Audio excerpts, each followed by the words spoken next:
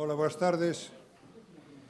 Autoridade, reitor da Universidade da Coruña, directora da Axencia Galega de Innovación, presidente do Consello de Cultura Galega, vicerreitora da Universidade de Vigo, académicas, académicos, autoridades, unha benvida moi especial a profesora Pilar Fernández Otero e ao profesor Luís Castedo, que voltan de novo a esta academia, que nunca deixaron de estar, pero que están benvidos de novo. Señoras e señores, abre sesión pública da Real Academia Galega de Ciencias para dar comezo á inauguración do curso académico 2022 da Real Academia Galega de Ciencias.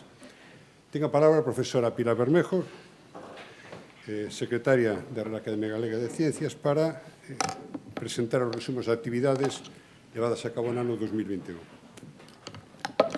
Boas tardes, señor presidente, autoridades, compañeiros académicos, señoras e señores. Vou a facer unha presentación esquemática de todas as actividades realizadas por esta academia no pasado ano 2021. A inauguración do curso foi un pouco retrasada debido á pandemia. Celebramos o 5 de maio en formato mixto, presencial e virtual, e comezamos coa lección magistral impartida polo académico Juan Ramón Quintas Seoane da sección de Ciencias Económicas e Sociais coa conferencia titulada La globalización en transición. No mesmo acto, produciuse o nomeamento do presidente de honra ao profesor Miguel Ángel Ríos Fernández, antigo presidente desta academia, e membro da sección de Química e Xeoloxía. A continuación, vou a falar das tomas de posesión de académicos que tiveron lugar este ano. Pola sección de Ciencias Técnicas, o 16 de xuño, tomou posesión o César Portela Fernández Jardón, catedrático de Proxectos Arquitectónicos na Escola Técnica Superior de Arquitectura da Universidade da Coruña. Pola sección de Química e Xeoloxía, o Fiz Fernández Pérez, profesor de investigación do Instituto de Investigacións Mariñas, Consejo Superior de Investigaciones Científicas de Vigo. Pola sección de Bioloxía e Ciencias da Saúde, María Isabel Medina Méndez, tamén profesora de investigación do Instituto de Investigacións Mariñas do CSIC de Vigo. Pola sección de Ciencias Económicas e Sociais, Alberto Gago Rodríguez, catedrático de Facenda Pública da Universidade de Vigo, tomou posesión o 15 de decembro. Temos que lamentar o pasamento de dous académicos numerarios neste ano. En primeiro lugar, o 6 de xuño, o profesor Luís Caramet Vieites, que foi académico do ano 2015 hasta o seu falecemento, era membro da sección de Ciencias Económicas e Sociais, catedrático de Economía Aplicada da Universidade de Santiago de Compostela. O 17 de setembro faleceu Rafael Tojo Serra, que foi membro desta academia de 1974 hasta o ano 2021, sección de Bioloxía e Ciencias da Saúde, catedrático de Pediatría da Universidade de Santiago de Compostela. Fixose unha nova edición do Premio de Xornalismo Científico Celia Brañas. A entrega dos premios tuvo lugar o 29 de xuño. O premio foi para Alberto Pampín Quián, polo traballo titulado Ciclodestrinas, la conexión entre el Señor de los Anillos y la pandemia da COVID-19, publicado no diario digital El Salto o 19 de agosto. E houve tamén unha CSIC para Manuel Cruz Rodríguez polo traballo e investigación frente á praga da rata toupa, un programa a labranza da Radiotelevisión de Galicia emitido o 10 de abril. O Premio RAC de Divulgación Científica 2021 foi concedido a Ramón Núñez Centella en recoñecemento á súa amplia traxectoria na divulgación científica e o seu traballo pioneiro na creación de museos científicos. Os premios da transferencia de tecnoloxía en Galicia do ano 2021, patrocinados pola Xunta de Galicia, foron o Premio Francisco Guitián Ojea, que é un premio ao mellor traballo de investigación aplicada aos seguintes autores: Manuel Luis Lema Ramos, Miguel Balado da Costa, Diego Rey Varela, do Instituto de Agricultura da Universidade de Santiago, Carlos Jiménez González, Jaime Rodríguez, Antón Vila, Andrea Valderrama, do CICA da Universidade da Coruña, polo traballo titulado Utilización de proteínas da parede celular bacteriana como base á formulación de vacinas de subunidades en acuicultura. O Premio Fernando Galvez Prat ao grupo de investigación que realizara unha transferencia salientable dos resultados de investigación aos autores Pío Manuel González Fernández, Julia Serra Rodríguez, Estéfano Chusi, do Grupo de Investigación en Novos Materiais de Cintés da Universidade de Vigo, polo traballo Biofas, Biomaterial para a Regeneración Ósea.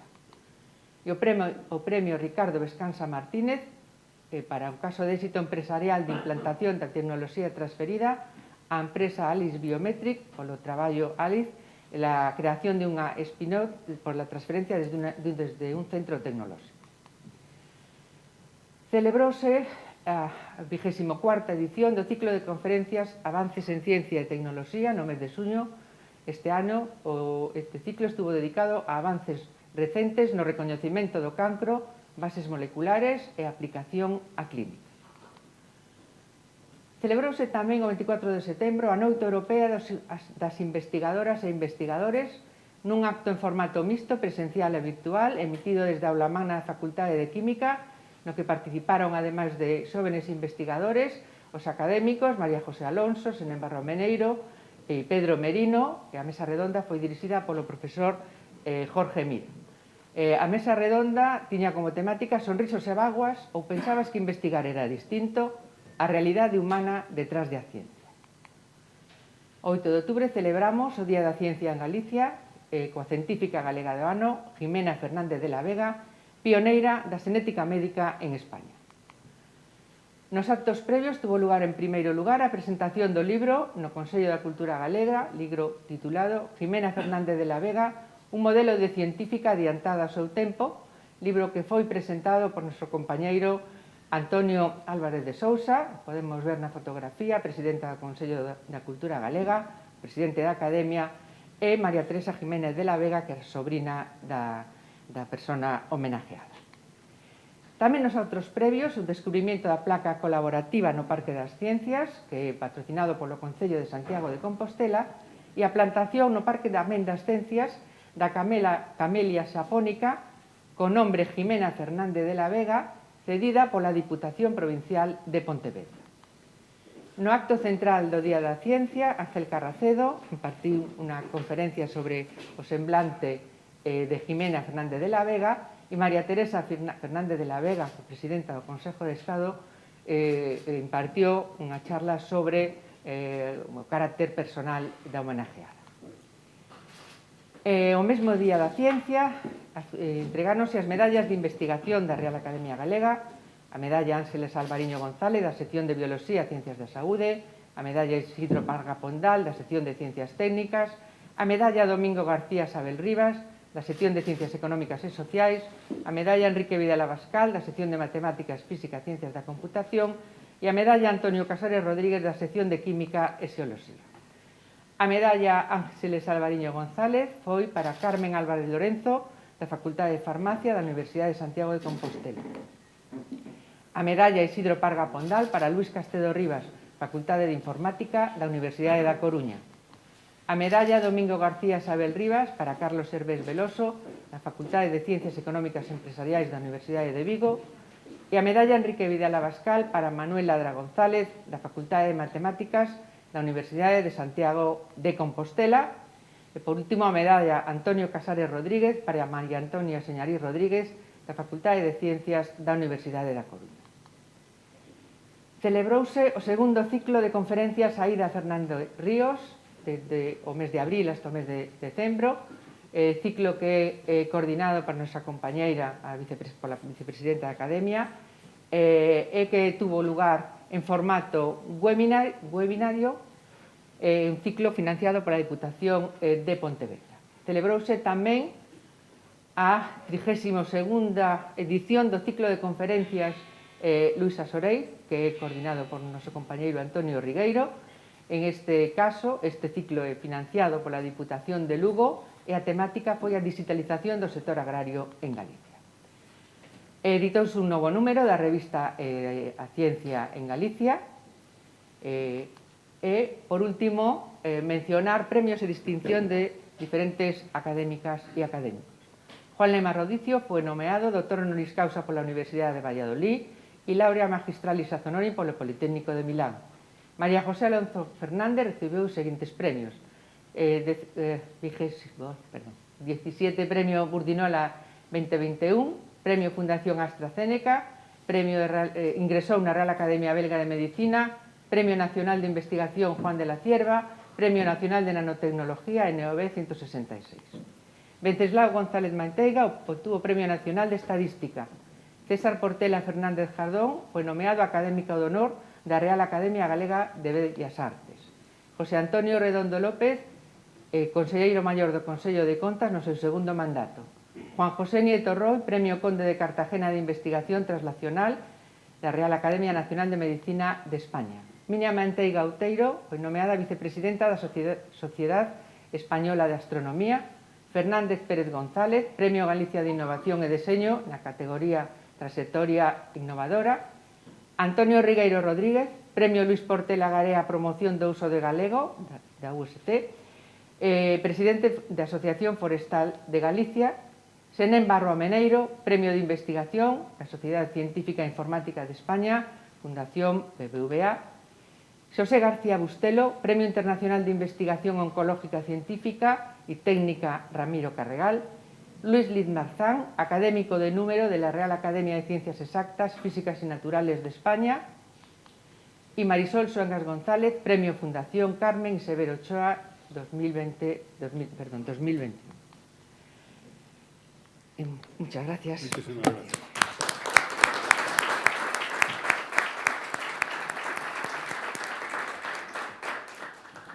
Moitísimas grazas. Ten a palabra agora o profesor Manuel Freire Rama, que nos ofrecerá a lección magistral baixo o título El sistema inmunitario y la defensa de las infecciones víricas.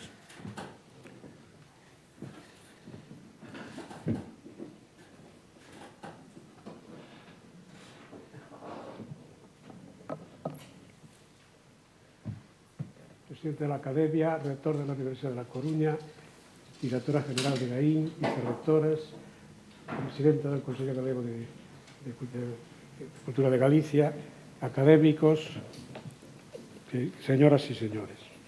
Con placer voy a presentar la lección que corresponde, inaugural, que corresponde a mi sección, a la sección de Biología y Ciencias Biomédicas, que trata sobre el sistema inmunitario en la defensa de las infecciones víricas.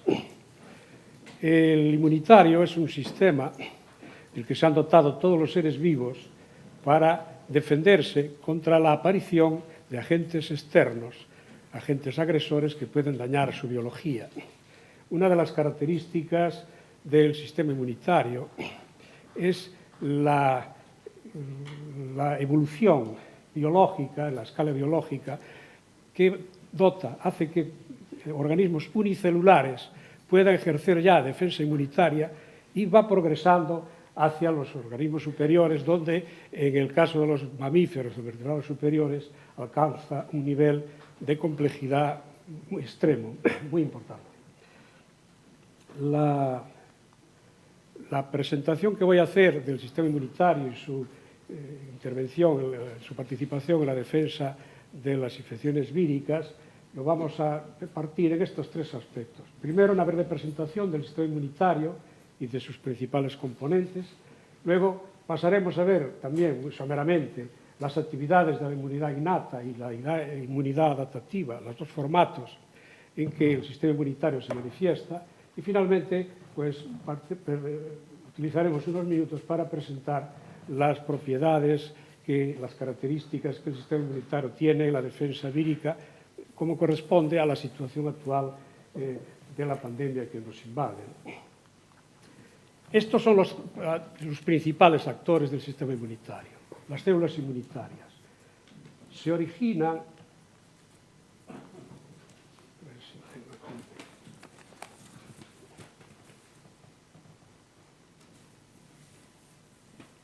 quería poner el punto rojo, no me sale.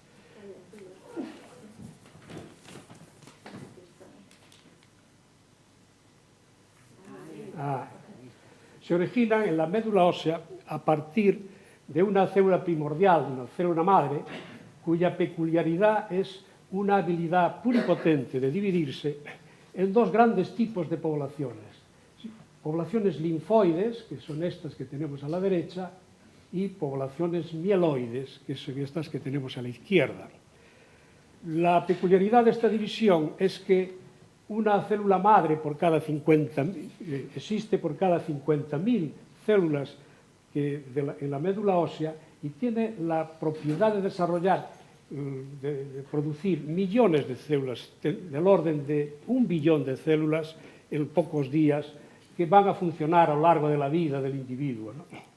La característica de estas células es que están ubicadas dentro de este compartimento, que es nuestro organismo, de manera que se distribuyen por todo el sistema, por todos los tejidos linfoides, especialmente por los que se consideran como tejidos linfoides primarios, que es la médula ósea y el timo, que está encima del corazón, y se conectan y aparecen también como actores los tejidos linfoides secundarios, que son las mucosas, desde la mucosa respiratoria, la mucosa digestiva y las mucosas urogenitales.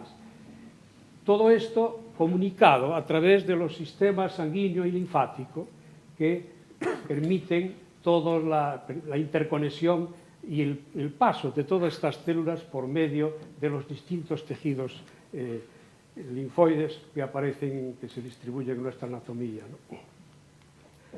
El otro componente son los antígenos, es decir, los elementos contra los que nos tenemos que defender. Y son moléculas libres o ligadas a células de estructuras que pueden ser proteínas, lípidos o polisacáridos, ¿no? Su origen puede ser, y desde ahí la propia trascendencia del sistema inmunitario, ajeno a nuestras estructuras, de manera que virus, bacterias, toxinas y otros patógenos son los agresores contra los que se va a defender todas las células del sistema inmunitario, ¿no? El otro componente, que es la aparición de antígenos propios, se debe a alteraciones de nuestras propias células, de manera que la aparición, la expresión de oncogenes en oncoproteínas que tienen estructuras que han variado de lo que es la estructura básica del contexto normal de la célula, pues se van a convertir en dianas también de las células del sistema inmunitario, ¿no? La peculiaridad del funcionamiento y el inicio de nuestra actividad de defensa es que los distintos antígenos van a interactuar con receptores que presentan las membranas de las células inmunitarias, miles de receptores, de manera que el antígeno busca e interactúa con lugares de las distintas células inmunitarias donde tienen habilidad para ser pescados por los receptores. Una de las características que veremos más adelante es la gran habilidad que tienen los receptores de los sistemas inmunitarios de estar capacitados de interactuar prácticamente con todo lo que aparezca, tanto que sea cualquier estructura de los antígenos.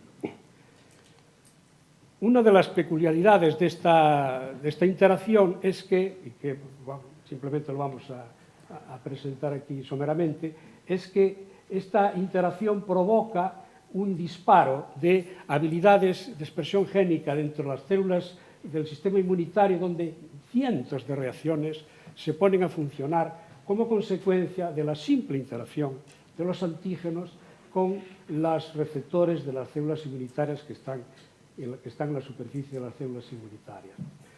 ¿Cómo se contactan los antígenos con las células inmunitarias? ¿Cómo llegan hasta las células?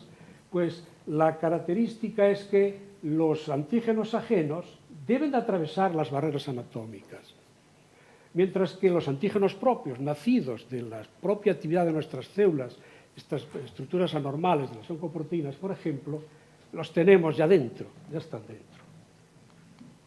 Las barreras anatómicas, la primera que se encuentra es la piel. La piel son aproximadamente 1,5-1,7 metros cuadrados de superficie. Y la característica de la estructura de nuestro tejido de la piel es que la epidermis tiene una capa de queratinocitos muertos en la parte exterior que impermeabiliza la piel. Y es una gran barrera. Pero es que además, como veis aquí, tenemos unas poblaciones bacterianas donde aproximadamente 1 millón por cada centímetro cuadrado de bacterias puede poblar y distribuirse a lo largo de las membranas. Este sistema esta es una especie de aparición comensal en el sentido de que las bacterias protegen también. Estas bacterias protegen la aparición de patógenos extraños, ¿no? Las células inmunitarias se pueden acercar ahí perfectamente, por los sistemas de conducción tanto sanguíneo como linfático, hacia el tejido de la piel. El otro tejido, la otra barrera, son las mucosas respiratorias, la mucosa digestiva y las mucosas urogenitales tienen una superficie aproximadamente de interacción de unos 400 metros cuadrados en un individuo adulto.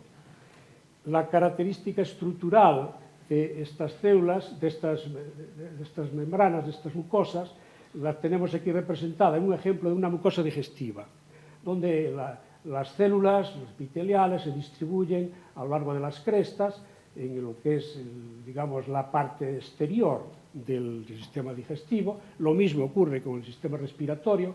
Sin embargo, hay unas células que se conocen como células M que son muy permeables a los patógenos, ¿no? Aquí vemos la posibilidad de que se entre un antígeno.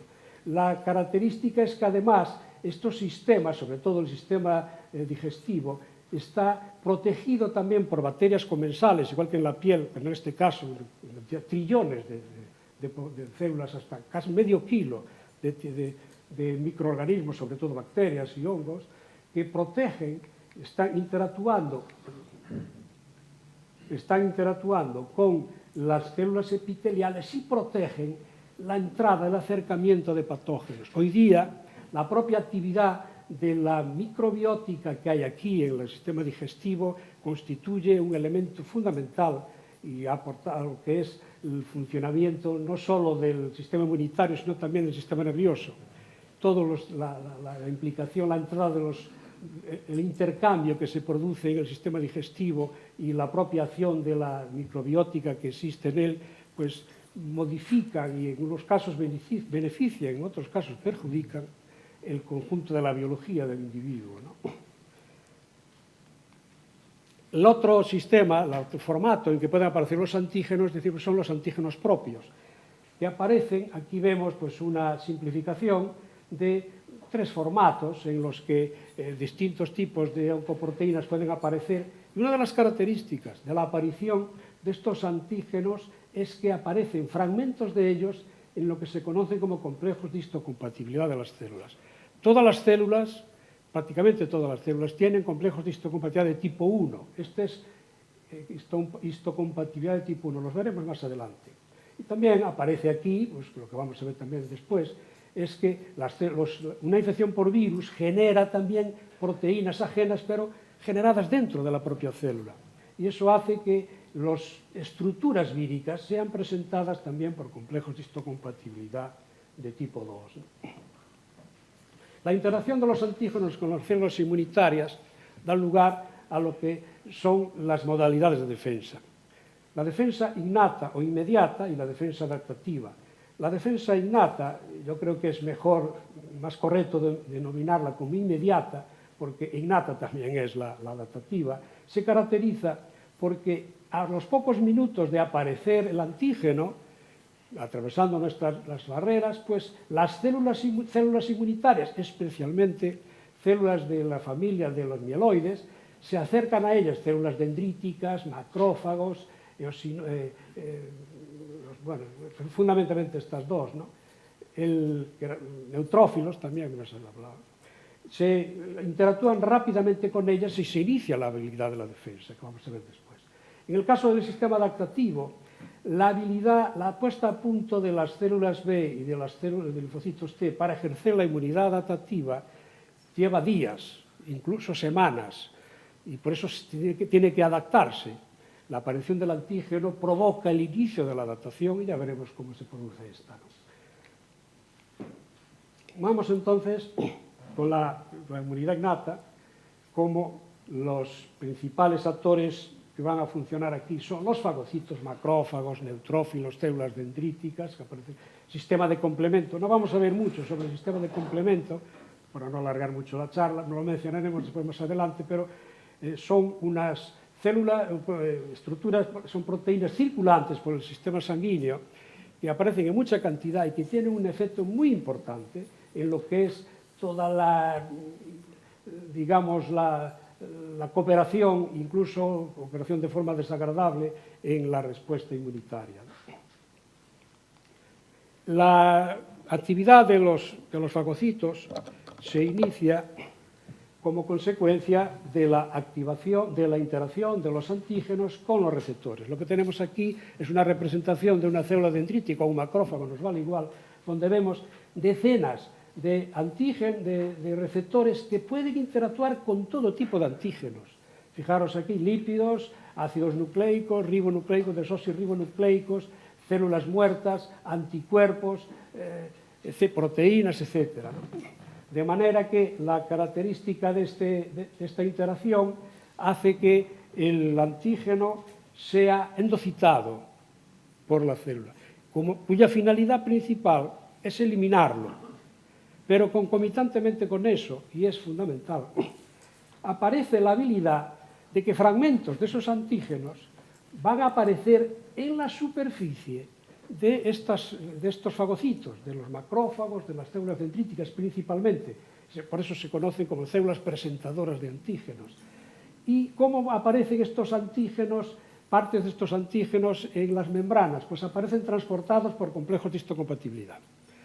El complejo de histocompatibilidad de tipo 2 funciona siempre con antígenos de origen externo, donde fragmentos del antígeno que son, digamos, proteinizados, fraccionados por el sistema del somático y fagosomático de la célula, pues emigran hacia el retículo endoplasmático, son portados por las proteínas del complejo de histocompatibilidad de tipo 2, que son dos proteínas que se anclan en la membrana. Miles de ellos van a aparecer ahí, con pequeños fragmentos. Y esos pequeños fragmentos que se denominan epitopos son la clave para el desarrollo de la habilidad de rechazo después del antígeno. Ya veremos, es bastante complicado. El otro tipo, el de los antígenos que nacen dentro de las células, y esto reza tanto para las oncoproteínas como para las proteínas víricas, incluso para bacterias intracelulares, pero el caso de los virus es muy típico. Los virus se desarrollan dentro de las células, producen sus proteínas ahí, y parte de esas proteínas, por suerte, son presentadas por complejos de histocompatibilidad, pero en este caso complejos de tipo 1. Es una proteína con un ayudante que lleva también un epitopo específicamente anclado ahí. ¿Cuál es la peculiaridad de esto? Cualquiera puede pensar que se están formando miles de fragmentos diferentes.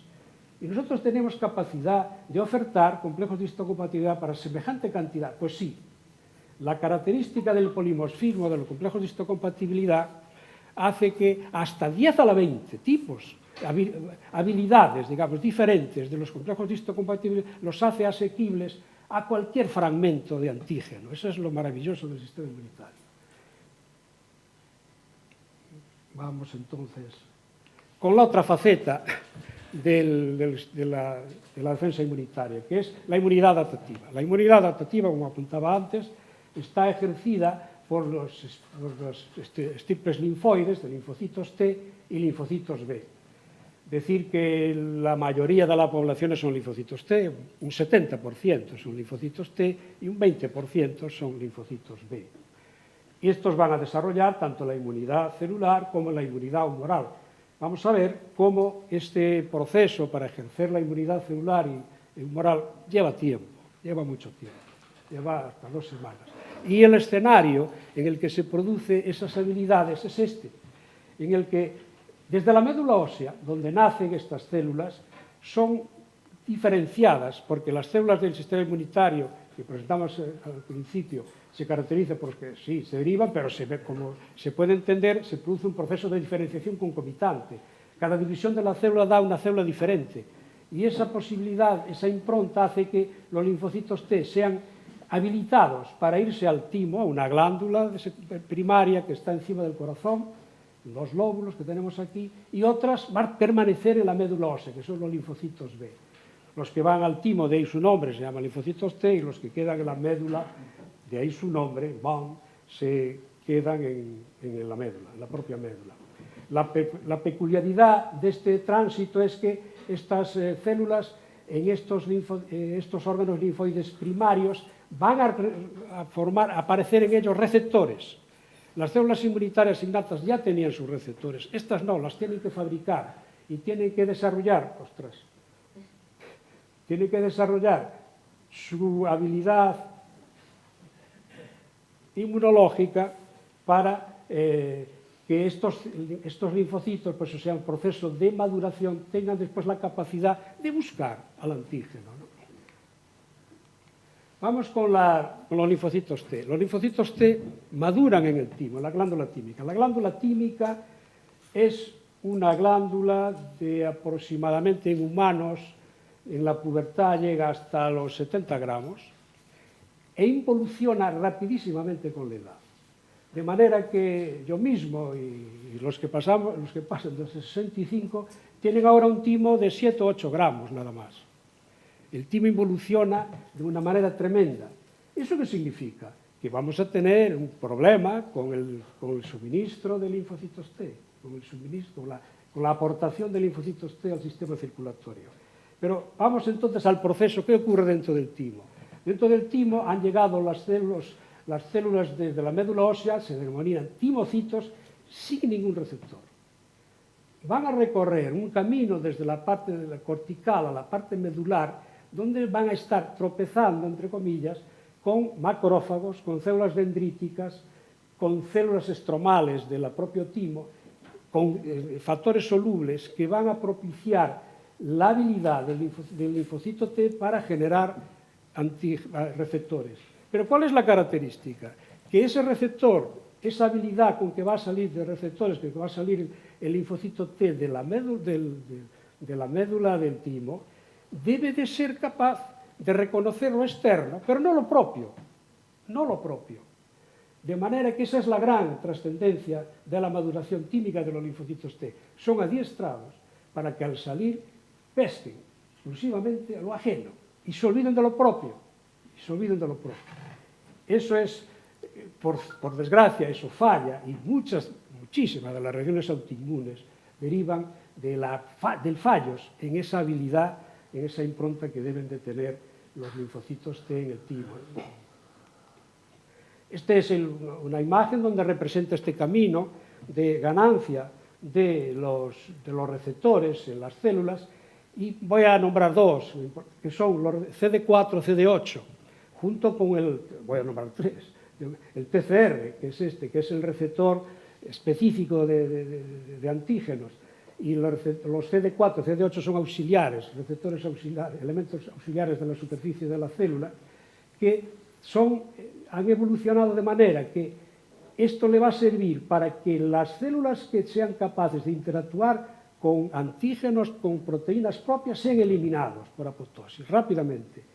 Incluso elimina, por supuesto, a los que no tienen ninguna habilidad, una cosa curiosa, y mantiene, sin embargo, a los que tienen alguna habilidad.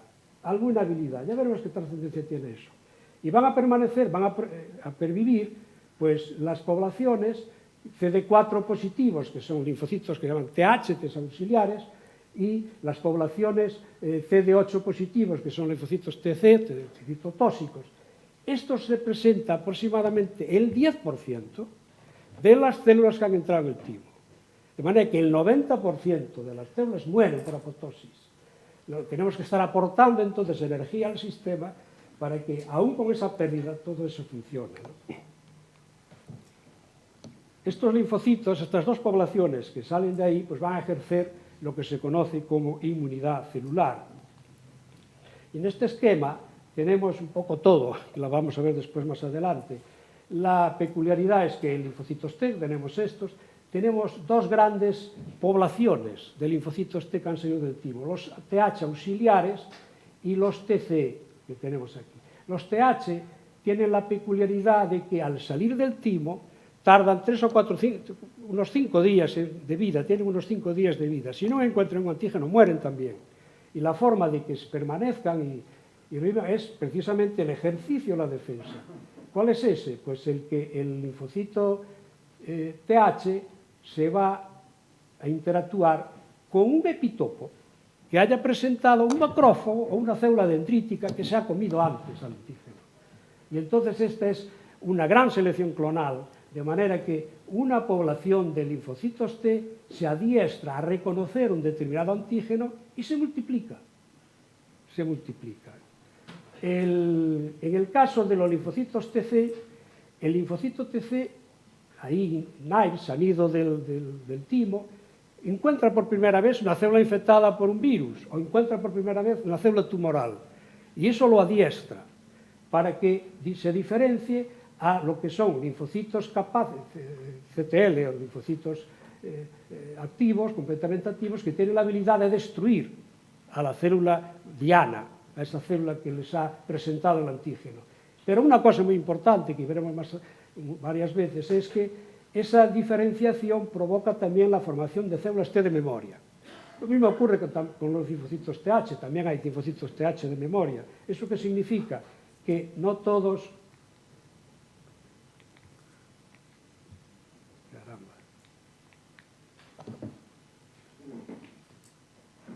Significa que no todos los linfocitos quedan con actividad plena, hay unos cuantos, una parte de la población muy minoritaria, eso sí, que queda con el rescoldo de la habilidad de desarrollar su sistema inmunitario rápidamente cuando vuelven a encontrar un antígeno, ¿no? De manera que, antes de sacar esta diapositiva, quiero señalar esta parte de aquí, donde aparecen los linfocitos B. Los linfocitos B tienen la peculiaridad de encontrar el antígeno completo. Un antígeno completo, pues sea un virus, sea una bacteria, sea una proteína, sea una toxina, y lo endocitan, igual que hacen los macrófagos. Las células T no, las células T no quieren ver el antígeno completo, quieren ver solamente el epitopo, un epitopo. Entonces, el linfocito T, curiosamente, le va a presentar el antígeno que ha digerido, o un epitopo, una parte de ese antígeno, a un linfocito TH. Y este es el gran papel, uno de los grandes papeles de los linfocitos T auxiliares, o TH, que es la de cooperar, de ayudar a los linfocitos T a producir anticuerpos, ¿no? De manera que vamos a entrar ahora entonces precisamente en esa habilidad, en lo que es la maduración y la activación de los linfocitos B en la inmunidad humoral. Este es el escenario en el que los linfocitos B pues, se originan, que es la médula ósea que tenemos aquí arriba, y en ese producen unos 4 o 5 días, se genera un camino del linfocito B interactuando también, como en el caso del timo, con células dendríticas y células y factores solubles y células estromales de la médula ósea, les orienta la habilidad, les produce la habilidad de generar en la superficie del linfocito B receptores, que son inmunoglobulinas, en este caso son IgM e IgD, las dos, los completos, ¿no? Entonces, una vez que está dotado de los receptores, este linfocito sale al sistema circulatorio, ya veis, mucha cantidad de células, hasta 5 millones aproximadamente por día, salen hacia los tejidos secundarios. Uno de los más importantes son los ganglios linfáticos. También el bazo, pero los ganglios linfáticos, que son muchos y muy distribuidos en el sistema inmunitario, son los principales habilitadores de la capacidad final de activar a los linfocitos B. Porque el linfocito B que sale de aquí tiene que activarse, tiene que encontrar un antígeno. Y entonces ese antígeno, lo que vimos en el cuadro de antes, va a ser presentado un epitopo de él en complejo de histocompatibilidad de tipo 2 del linfocito, y entonces la cooperación del TH2, del linfocitos TH, hace que se active el linfocito B para iniciar la habilidad para sintetizar anticuerpos. En este cuadro tenemos en esta parte inicial lo que era el inicio que veíamos antes de la interacción del linfocito TH con el epitopo que le presenta el linfocito B en el complejo de histocompatibilidad de tipo 2. Esto hace que se active la habilidad proliferativa del linfocito B. El linfocito B se multiplica, pero para que sea capaz de producir anticuerpos, tiene que atravesar, digamos, una barrera selectiva. Esa barrera selectiva es, primero, interactuar otra vez con el antígeno, que esté presentada por células dendríticas foliculares, el antígeno completo. Luego, a su vez, ser pulsado de nuevo por linfocito TH para al final producir anticuerpos y linfocitos B de memoria. Este proceso lleva unos 10 días. Por eso la producción de anticuerpos, una titulación seria de anticuerpos debe de hacerse después de las primeras 2 semanas. Una de las características de lo que estamos hablando de los epitopos y tal, es que una de las circunstancias en las que un anticuerpo va a ser capaz de contrarrestar un antígeno es que el epitopo del que se derive sea visible cuando en vivo. Imaginaros, esta proteína, por ejemplo, vamos a fijarnos en este cuadro, esta proteína pues, ha presentado un epitopo, un fragmento que se corresponde con esta parte de la proteína. Ha desarrollado una habilidad de generar un anticuerpo. Pero si esta proteína nativa, si se desnaturaliza, vemos que tiene la habilidad de producir anticuerpos también contra otros fragmentos que están tapados. La clave es que si voy a desarrollar un anticuerpo que vea un antígeno, este antígeno tiene que serle asequible en condiciones nativas al anticuerpo. Si este epitopo que vemos aquí en rojo hubiera sido capaz de desarrollar un anticuerpo, ese anticuerpo no vería a la proteína en vivo, no la vería, ¿no? Y por eso que falla. Sabemos que la habilidad, por ejemplo, de las infecciones virales por el SIDA, es muy difícil encontrar la habilidad, incluso por bacterias intercelulares, como la bacteria de la tuberculosis, de fabricar anticuerpos contra los antígenos, porque no los ve, no han sido presentados de manera asequible al sistema, ¿no? De manera, para terminar con la presentación de la inmunidad adaptativa, pues repetimos de nuevo el cuadro, donde simplemente recordar que los linfocitos T necesitan ver pequeñas partes presentadas por complejos de histocompatibilidad y el linfocito B tiene que ver todo el antígeno completo, ¿no? De manera que eso es. Y simplemente seguir recordando que en todos estos procesos se van a generar, lo que son procesos de activación, linfocitos de memoria, de cualquiera de las especies, tanto de linfocitos B como de linfocitos T, ¿no? Una de las características de la defensa inmunitaria, poco se apuntaba en la inmunidad innata, es que cuando los antígenos interactúan con los receptores de las células inmunitarias, tienen la capacidad de inducir en ellas, de manera muy importante para la actividad de la defensa, diversas citoquinas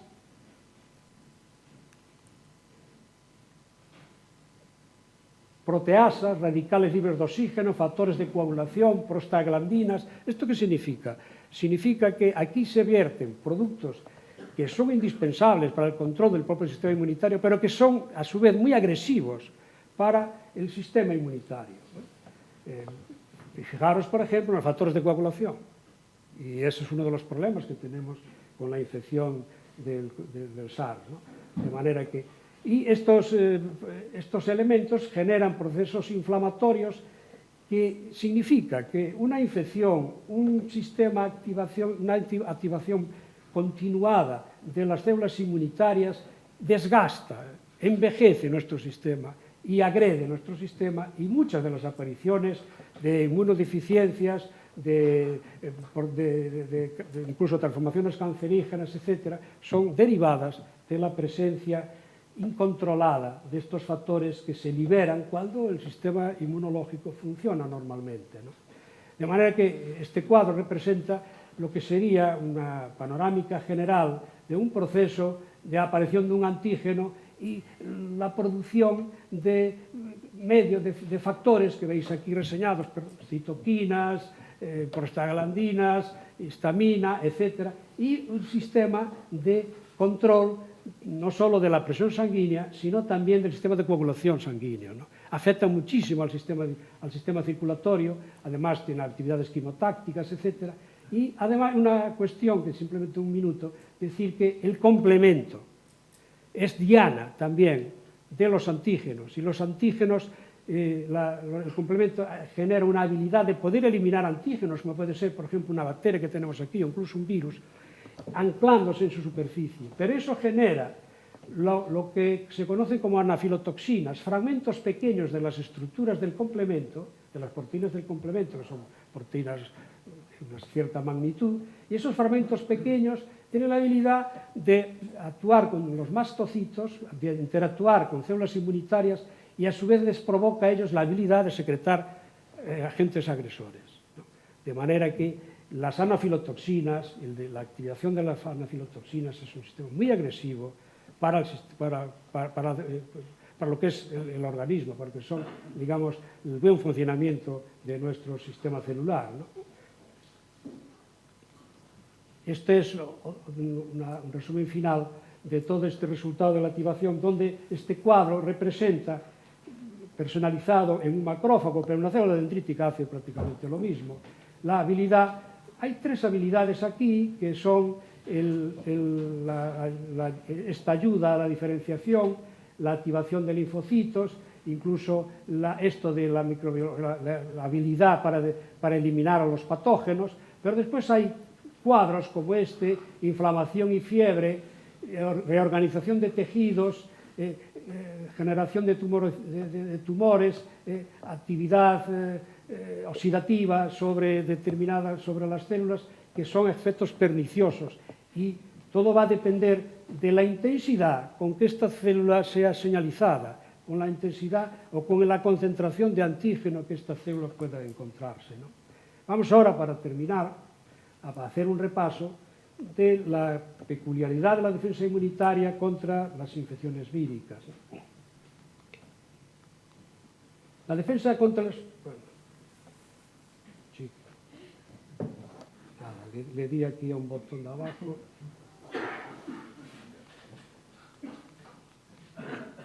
Y ahora no me sale.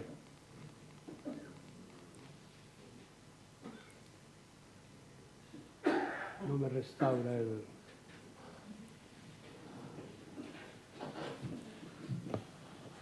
Restaura máquina.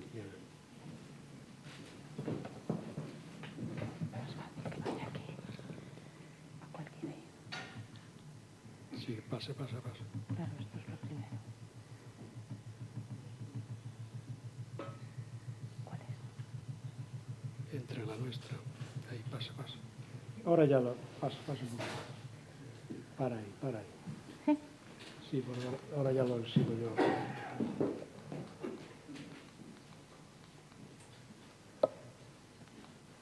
La defensa inmunitaria contra la infección vírica pues es llevada a cabo tanto por la inmunidad innata como por la inmunidad adaptativa, como ocurre con cualquier antígeno, barreras anatómicas, interferones. Los interferones sí son muy específicos que la defensa contra virus, que son producidas por las propias células inmunitarias, células NK, citoquinas y el propio complemento que acabamos de ver. Y la inmunidad adaptativa, que es la más responsable, digamos, de eliminarlos, pero la inmunidad celular tanto como la inmunidad humoral.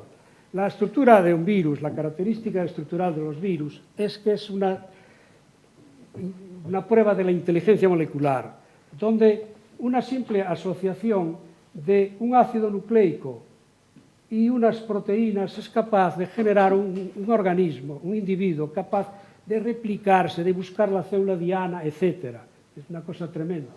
Y el caso más complejo, pues, dentro de la organización del sistema vírico, pues es lo mismo, solo que con una envoltura todavía superior, que los hace más sofisticados a la hora, y que son la mayoría de ellos, a la hora de buscar la diana infectiva, ¿no?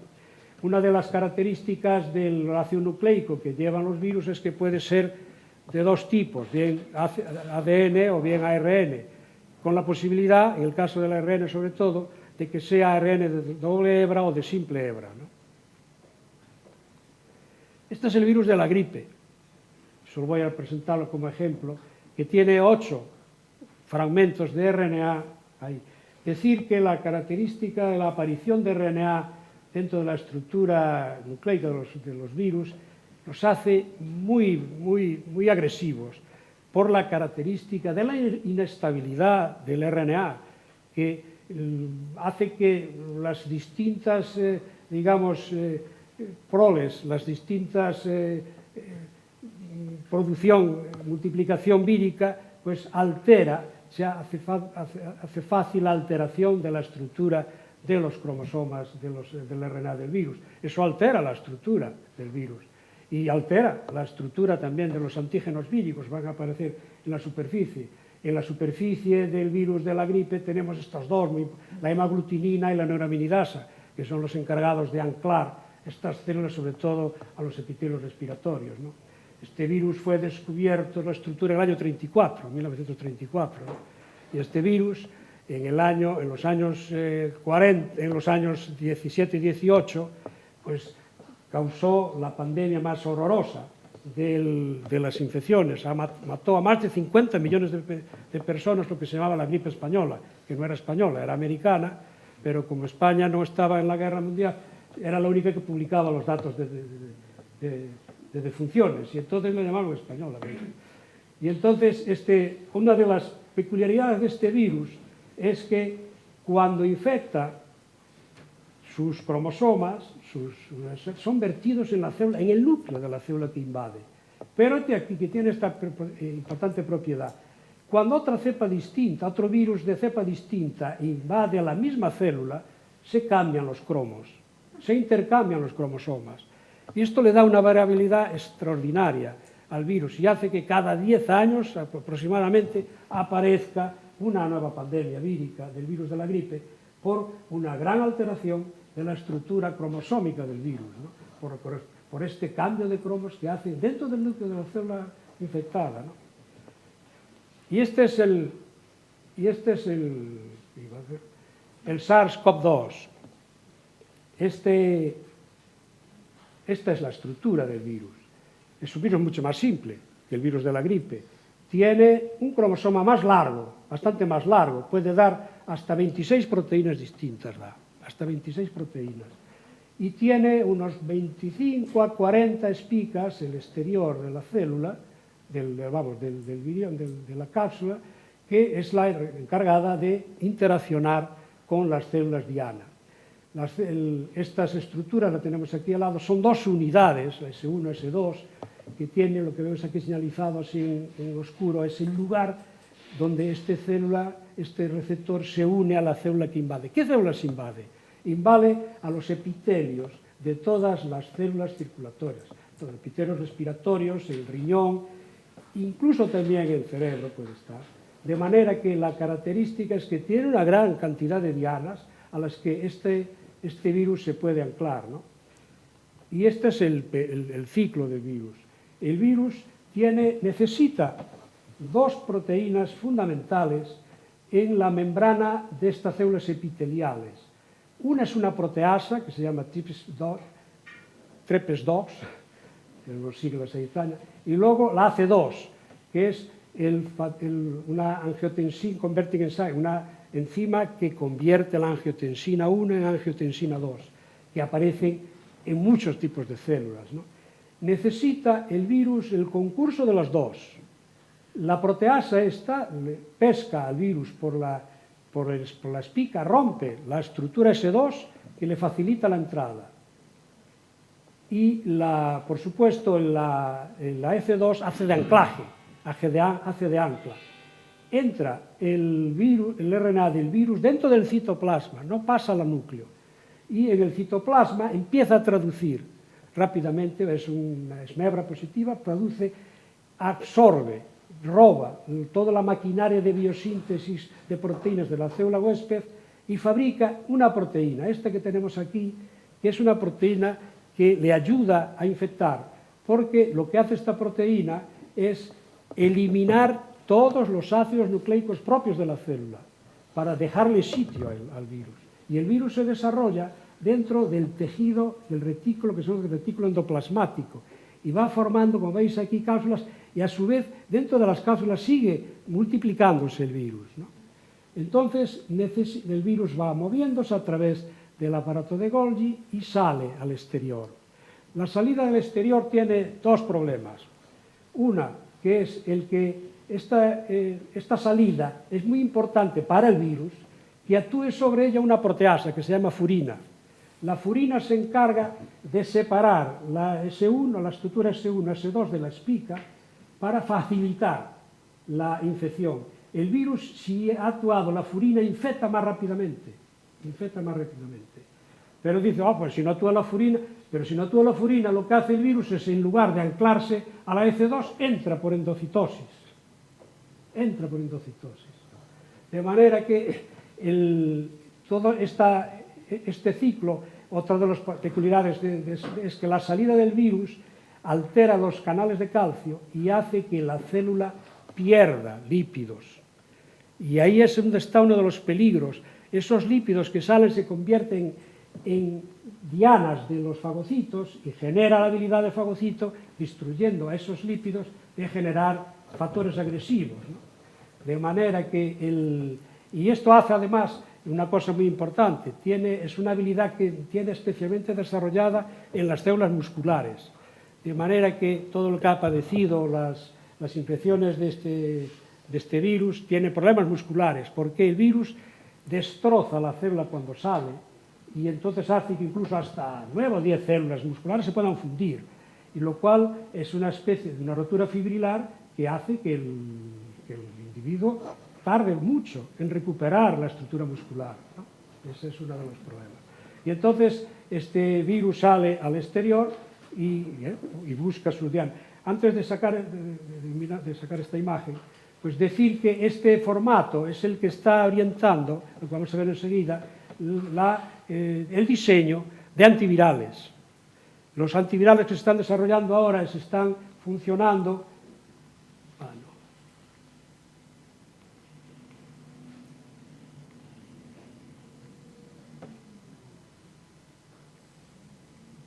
Están funcionando en base de generar dianas contra la habilidad del virus de replicarse, que son los que están ahora en el mercado, están probándose ya los de Pfizer y Merck.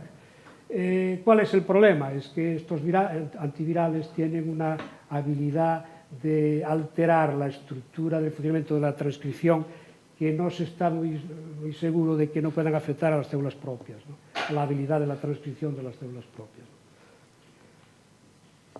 En los efectos colaterales, evidentemente, pues, como acabamos de ver, pues, están derivados de que esta habilidad de aparecer el virus circulando hace que pueda actuar sobre el complemento, de que pueda ser fagocitado, etc., y genera una habilidad para generar también la producción de estos elementos agresivos, aumentar en número importante, sobre todo las anafilotoxinas y todo lo que es las citoquinas, proteasas, elementos distorsionadores de la coagulación sanguínea, etc., ¿no? Las terapias, pues antivirales, lo que acabo de decir, simplemente presentar aquí pues un cuadro de las que están en marcha. Esto lo he copiado de un Nature de hace un mes y medio, ¿no? La característica es que hay muchísimas, y yo creo que es la gran esperanza, muchas compañías farmacológicas trabajando en esta producción, que yo creo que va a ser el formato de que pues esta infección que vamos a ser incapaces de eliminar, pues la podamos paliar con el uso de antivirales, ¿no? Después están las vacunas, que es lo que vamos a terminar. Las vacunas tienen la característica general de una fabricación de vacunas es esta, la de utilizar organismos completos como antígenos, lo que pueden ser atenuados o inactivados, con la peculiaridad de que si están inactivados solo dan inmunidad humoral, y si están atenuados, que significa que parte de los antígenos, de los virus están vivos, y entonces puedes desarrollar inmunidad humoral celular, que es la importante, y después el otro formato es a partir de antígenos purificados, que es el Novavax de Porriño está utilizando el receptor de la proteína de la espica, y la característica es que solo van a producir inmunidad humoral, ¿no? Y a partir de epitopos igual, epitopos es lo menos utilizable, y luego están todas las transferencias de todo lo que es la habilidad de transferir DNA o RNA de la estructura vírica capaz de ser transcrita y reproducida en las células del individuo, ¿no? De manera que en el caso de los virus, pues esto sería el formato de todos estos que tenemos aquí, estos son proteínas, estos formatos son virus atenuados, distintos modelos. Nos vamos a fijar exclusivamente ahora en lo que es la habilidad de la generación de las vacunas que estamos utilizando, que son RNA, para eliminar la estructura, para hacerlas productoras de la proteína dentro de las células diana, ¿no? La peculiaridad de estos sistemas de transferencia de ácidos nucleicos que tenemos aquí culminado en el modelo final, que es el de Pfizer, el que nos han inyectado casi todos, pues la característica es que son sistemas donde el ácido ribonucleico del virus está envuelto por lípidos, formando un liposoma que tiene la habilidad de ser vehiculizado a través intramuscular y ser pescado por células dendríticas y macrófagos y los propios linfocitos B y activar la respuesta inmunitaria, tanto adaptativa como pero la propiedad es que este liposoma dentro de la célula con la que la pesca tiene la habilidad también de ser traducido, de formar la proteína de la espica, que es la que al final va a procesar la célula diana para generar esa habilidad de presentar epitopos y de desarrollar la inmunidad, tanto la inmunidad humoral como la inmunidad celular, ¿no? Esta historia nace desde el año 87, el diseño de los liposomas, y es curioso que esto lo ideó un estudiante de doctorado de un instituto de La Joya, que se llama Robert Malone, y este hombre pues diseñó un sistema de un liposoma donde un ácido nucleico era capaz de ser expresado, introducido dentro de una célula y ser capaz de ser traducido en una proteína que codifica, ¿no? De manera que todo eso, desde el año 87 hasta ahora, pues ha habido aportaciones desde, por supuesto, el manejo de liposomas, y quizá la aportación más importante es la aportación de Kathleen Caricó y de Drew Weissman, que han modificado la estructura del ácido ribonucleico portador de la espica, modificando los uracilos por pseudouridinanas. ¿Cuál es la característica de la inyección de esta estructura dentro de las células huésped? Es que generaba, digamos, metiendo el ácido ribonucleico nativo, un rechazo inmunológico muy fuerte, sobre todo por la actividad de los macrófagos. La característica de Caricó y de Weissman es que al cambiar la estructura del uracilo por pseudouridina lo hizo asequible al sistema inmunitario, de manera que no generaba o no genera un rechazo tan fuerte como el que era de esperar o como se producía antes por la célula entera, ¿no? De manera que ese es el camino después de la inyección del virus, pues es el de meter la proteína dentro de la célula huésped, traducirla y presentarla por complejos de histocompatibilidad a cualquier tipo, tanto a linfocitos B como linfocitos T, y a cualquier tipo, tanto linfocitos TH como linfocitos TC, ¿no? De manera que genera tanto la inmunidad humoral como la inmunidad celular. Me quedan dos imágenes para terminar. Esta es la evolución de los anticuerpos generados después de una infección por el SARS, por el SCOV-2, de manera que, como veis aquí, a partir de los 6 meses, el nivel de anticuerpos desciende grandemente. Se mantienen una población, pequeñita, pero de células de memoria.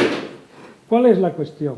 La cuestión es esto, es que lo trascendente en el sistema de vacunas y en la aparición de antígenos es que le demos la oportunidad al sistema inmunitario de encontrarse de nuevo con el antígeno. De manera, esto hace que las células de memoria sean señalizadas de nuevo por el antígeno y en pocos días, en 2 o 3 días, esas células de memoria elevan la producción, porque la célula de memoria se caracteriza porque la evolución que veíamos al principio de la habilidad del linfocito para generar anticuerpos está más simplificada y de manera que en pocos días genera un nivel alto. De manera que eso es lo que tenemos que mantenernos. Si no nos infectamos, y entonces la propia inmunidad activa pues lo va a hacer, pues el señalizarnos pues cada 6 meses, no dura más de 6 meses, con el sistema inmunitario, con señales, hasta no tener un nivel de células de memoria asequibles. Nosotros llevamos infectados por el virus de la gripe decenas de años y todo el mundo tiene un nivel de células de memoria de la gripe importante porque todo el mundo ha tenido la gripe. Aquí no, esto ha aparecido ahora, con lo cual nuestros niveles de células de memoria contra este linfocito son muy bajos, de manera que todo lo que sea activarlos es muy importante, ¿no? De manera que, y después luchar, eso sí, muy importante, en vacunas que sean capaces de generar también la producción de inmunoglobulina A en las mucosas, para impedir que en las mucosas ya penetre, en las barreras de mucosa penetre ya el virus, ¿no? De manera que esa es la manera que esta es toda la historia y la promoción de la habilidad científica es la que ha permitido en poco tiempo, nada menos que en 2 años, generar sistemas de defensa, conocimiento de los mecanismos, conocimiento de las estructuras que antes era impensable. La vacuna de la gripe tardó 10 años en fabricarse. Aquí la hemos fabricado en 1 año, poco más, ¿no? Pero con toda una habilidad de investigación y de inversión muy grande. Muchas gracias.